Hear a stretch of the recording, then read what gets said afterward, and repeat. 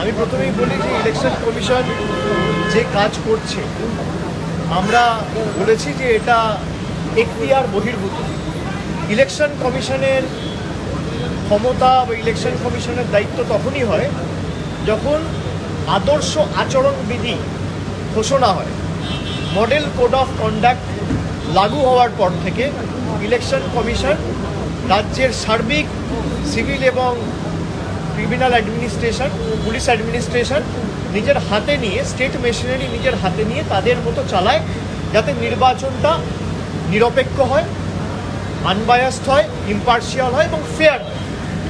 কিন্তু যে কাজ একটা নির্বাচিত সরকারকে এখনও প্রায় 10 মাস 11 মাস সময় রয়েছে এবং প্রায় 3 মাস 4 মাস আগে থেকে শুরু হয়েছে, 1-1.5 বছর আগে থেকে সরকারকে কাজ করতে না দেবে বলে এবং নির্দিষ্ট যে বিজেপি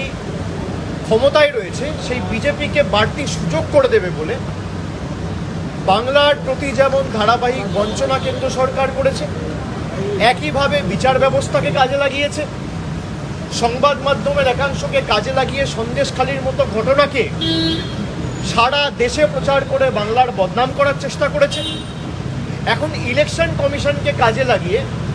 যাতে বাংলার প্রকৃত বাঙালিরা, বাংলা ভাষায় যারা কথা বলে, যারা বাংলায় থাকে,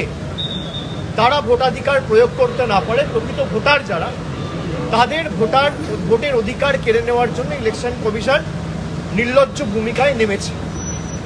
ইলেকশন কমিশনের এটা এখতিয়ার এখন নয়, তারা রাজ্য সরকারকে জানাতে পারে কি করবে কি না করবে। একটা ইলেক্টেড গভর্নমেন্ট, যে গভর্নমেন্টকে বাংলার 12 কোটি মানুষ ভোটাধিকার প্রয়োগ করে 2021 সালে নির্বাচিত করেছে,